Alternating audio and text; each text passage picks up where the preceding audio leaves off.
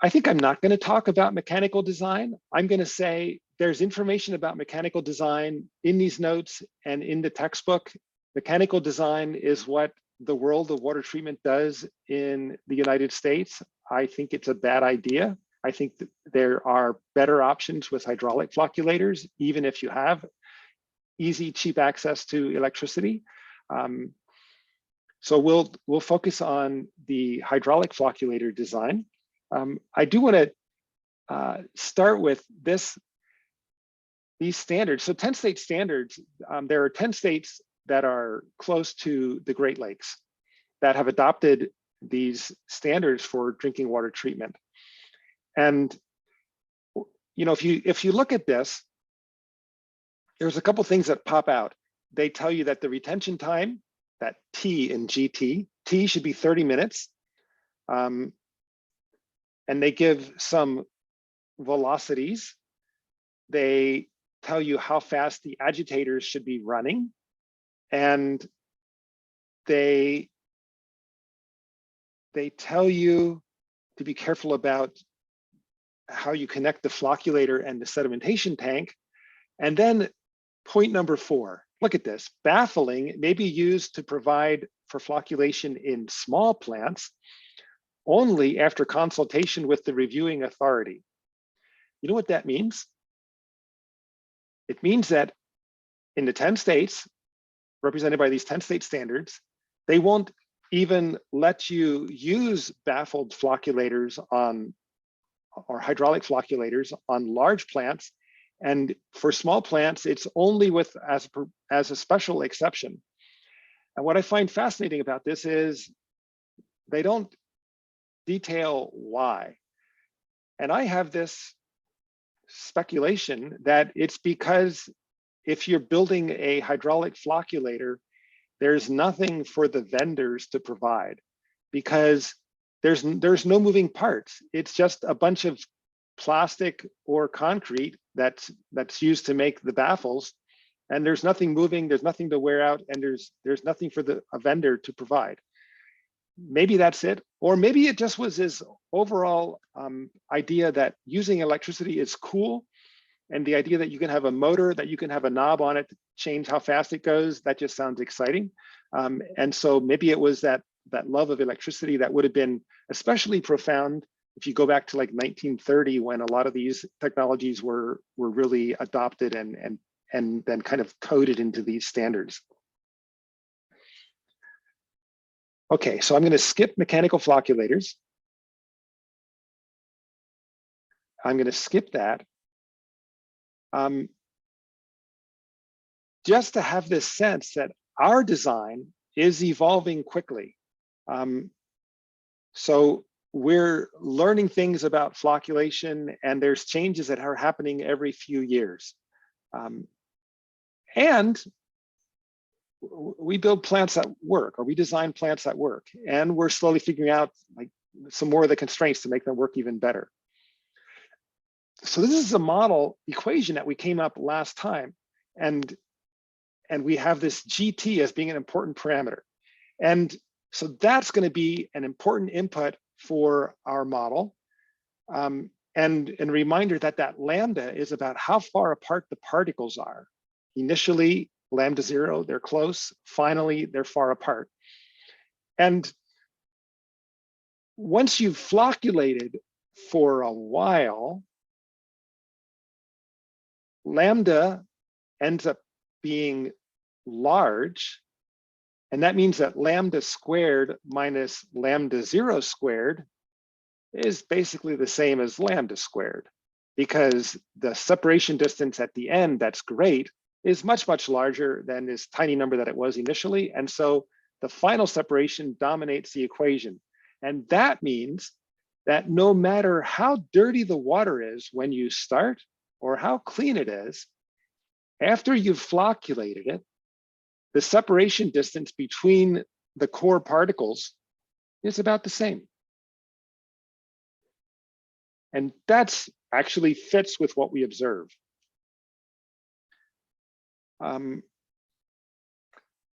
So we call that GT, or G theta, theta for residence time, Um, we call that one of the important parameters for design. We call it the collision potential. And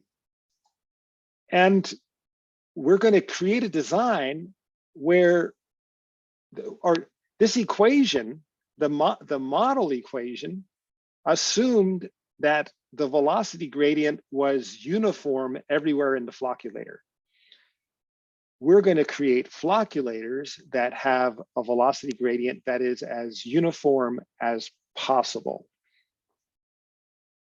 So here's what our flocculator looks like. So we're looking down on a flocculator. There are upper baffles and lower baffles that force the water to go up and down and up and down and up and down. This is a 2-channel flocculator. The number of channels is arbitrary, but depending on the space that you have available in the plant to fill.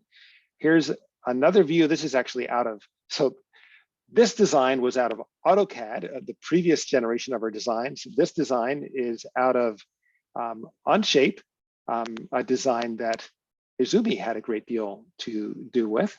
And what's going on inside this flocculator is that as the water is flowing around these baffles, as it goes around the bend, it goes through a contraction. And then after it goes around the bend and it's contracted, it expands again. And when it expands, it generates turbulence. And then that turbulence turns into little eddies. And those little eddies cause the fluid to deform. And that's when we finally get our collisions. So all this is happening inside the flocculator. And our goal is to get those collisions to happen. So there's a path of water through one of these flocculators, up and down, up and down, up and down. And what the image on the top right is attempting to show is that when the water goes around a bend, the streamlines really contract. And there's this zone of recirculation, which you can see right here. There's this zone of recirculation where not much is happening, and the streamlines and the flow contracts a lot. And the question is, how much does it contract? We'll get to that in a second. But just this idea, the flow expansions are converting what was potential energy, as in a change in elevation of water across the flocculator, that's being converted into turbulent kinetic energy, these little eddies that are then deforming the fluid. And then that fluid deformation is finally causing the particles to collide. So that's the story of what we're trying to do in the flocculator, is to uniformly deform the fluid. So first question is, well, how much does the fluid contract when it goes around that 180-degree bend? So here's water going around a bend where there is a sluice gate in a channel. And when the water goes underneath that sluice gate, some of the water is traveling down along the backside of that sluice gate. And so there's a bend in the flow, and that contraction ends up being, when it's almost closed, it comes to a value of 0.59, which is like the maximum change in direction, is when the sluice gate is almost closed. If you put a small hole in the side of a tank and have water squirting out, the vena contracta is about 0.62. If you have water exiting from a pipe, do you know what the contraction is? There's none, because it's just exiting straight. There's nothing forcing the water to change direction when water is just exiting from a pipe. So that was a trick question. There's no vena contracta when the water is just leaving a pipe. It's where the water has to change direction to get out through the hole that you get this vena contracta. So the idea here is that you draw the most extreme streamline through the transition and determine the total change in direction. So if we go back to the sluice gate, the most extreme change in direction is 90 degrees. It's the water that is flowing down along the backside of the sluice gate, then has to turn 90 degrees to go out the channel. So there's a change in direction of 90 degrees at the sluice gate. For the baffle in the hydraulic flocculator, the water has to do a complete 180-degree bend to go up the other side of the baffle. So the bend is 180 degrees. So here's this great simple logic. If the change in direction for most of the fluid is 90 degrees, then the vena contracta is approximately 0.62. If the change in direction for most of the fluid is 180 degrees, then the vena contracta is 0.62 times 0.62, because the first 90 degrees, it contracted down to 0.62, and then immediately on that 0.62, it contracts again, another 0.62, so that's 0.62 squared. Got it? So the vena contracta for this baffle is something like 0.384, 0.62 squared. And then we had our equation. So remember, we're trying to create lots of turbulence, and we create turbulence by taking potential energy, turning it into kinetic energy, and then turning it into turbulent kinetic energy, moving eddies around. That's our goal, so we can ultimately deform the fluid. And the expansion loss of good kinetic energy that was doing what we wanted it to do, and that's moving the fluid through the flocculator, and being lost for our other goal of causing collisions between flocks, the amount that's lost for causing collisions is the first equation. That's the head loss in an expansion, where A out is the expanded flow and A in is the contracted flow. So we can substitute A out over A in is the same as 1 over that vena contracta for the baffle, which has a value of 0.62 squared. So that'll look great. And it means that we have an estimate for the head loss per baffle, or the minor loss coefficient per baffle in a flocculator. The K value is 2.56. But we have a problem. We make some measurements in our plants in Honduras, and we discover that the head loss is actually greater than what we're predicting. And that leads us to our next insight. And that is that the flow doesn't fully expand before going around the next bend. And that means that the water velocity entering the next bend is going faster than what we were thinking was going to happen. And if it's going faster, there's going to be more energy loss. So our next step is to try to put these two ideas together, that there's a flow contraction. We just got done figuring out what the flow contraction is. That's the vena contracta 0.62 squared. The flow expansion is like a jet. So this is like the jet of like exhaust coming out of the exhaust pipe of a car, or the jet that you would feel in the side of a swimming pool, where there are these little holes in the side of the swimming pool where water is being injected into the pool. And if you would kind of feel that jet, you would notice that as the jet comes out further into the pool, it actually gets bigger in diameter and less strong. So the rate of spread of a jet is given by this equation, that the width of the jet is equal to 0.116x, where x is the distance along the path of the jet. So the jet basically expands at a rate of about 1 extra meter in width for every 10 meters extra in length. Okay, it expands really slowly, which is another like analogous connection here, is that turbulent eddies tend to have a velocity that is on the order of 10% of the mean velocity. And if the eddies have a velocity that's about 10% of the mean velocity, that will make the jet expand by about 10%. Okay, so there's an equation for the width of the jet. And so now this is what we're trying to do. We're taking the idea that when water goes around a corner and it contracts, the contraction is explained by the vena contracta idea. And then you see how that red line is slowly expanding away from that contraction as the water travels down.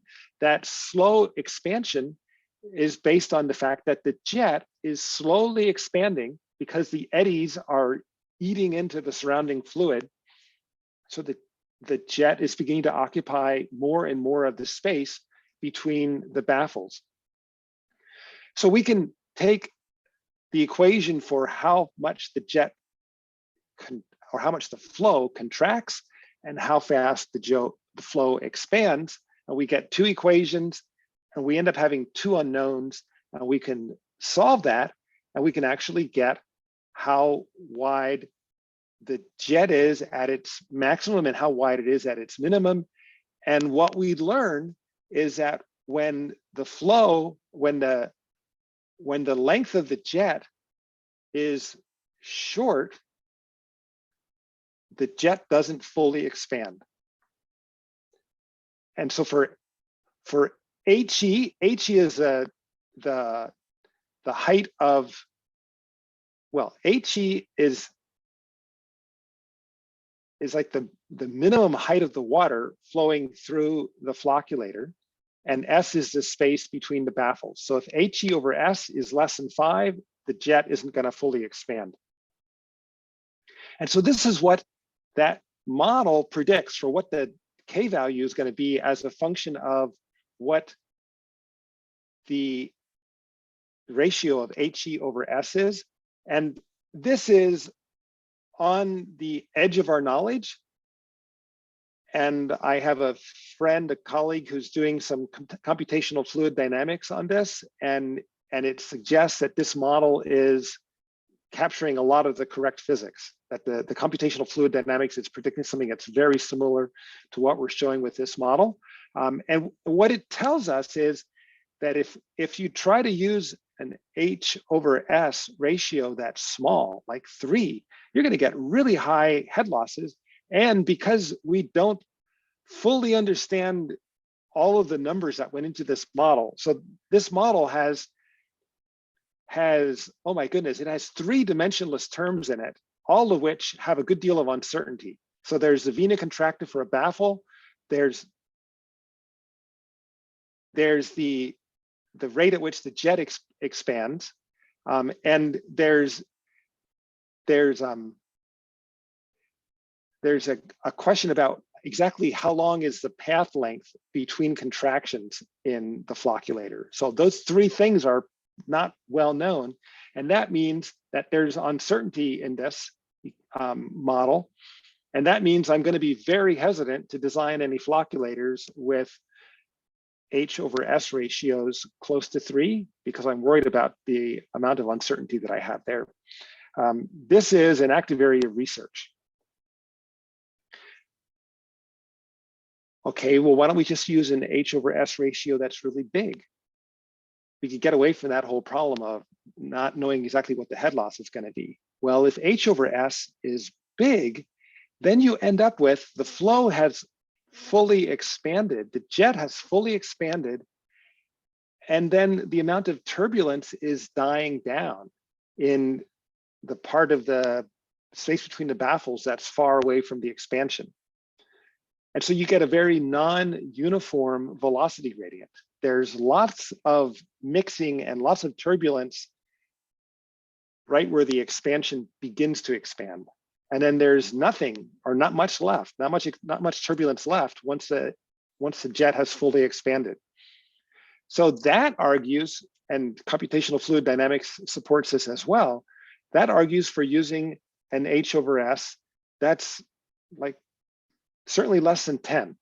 And so maybe there's a sweet zone in there where we can actually figure out what the head loss is going to be and where the H over S ratio is reasonable. But using an H over S ratio that is a lot larger than 10 is just a bad design because much of the flocculator is actually relatively quiescent. There's not much turbulence. And so there's not much mixing or there aren't many collisions happening.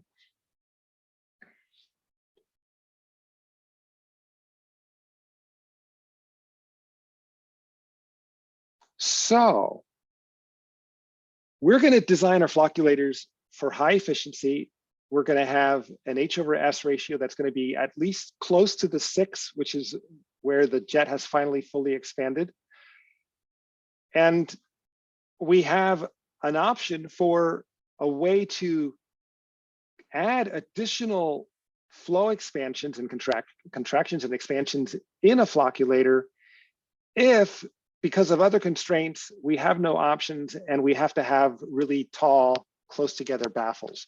And for that case, we can add these half pipes that go around, that go in the middle of the flocculator and that cause there to be another flow expansion. We've built that design, and what I'm curious about over the coming years is whether that design will continue to be the design that we choose or whether we find other ways to get around that problem of having H/S ratios that are too big. So in a flocculator, there's a ton of unknowns. We have to figure out how much head loss there's going to be for the flocculator, the change in water elevation. We need to know what the residence time is. We need to know what the baffle spacing is. We need to know how many baffles are going to be, how long the channels are going to be, and how wide the channels. And you begin to realize, like, wait, how are we going to ever solve this problem? There's so many things that are unknown. Well, some of these things are related to each other. And so there aren't actually as many unknowns as it might appear to be. And it turns out, as I think is almost always the case, there is a methodical approach that allows you to, like, step-by-step walk through and design the flocculator. So one possible constraint is if you're putting your flocculator next to a sedimentation tank, then perhaps the length of the sedimentation tank becomes a constraint that you would like to match with your flocculator. That's one possibility. What about the width? Well, there's a bunch of constraints here. And this is kind of like the entrance tank that you were playing with, where there was a trash rack constraint on how deep the water was in the entrance tank. And there was also a linear flow orifice meter constraint.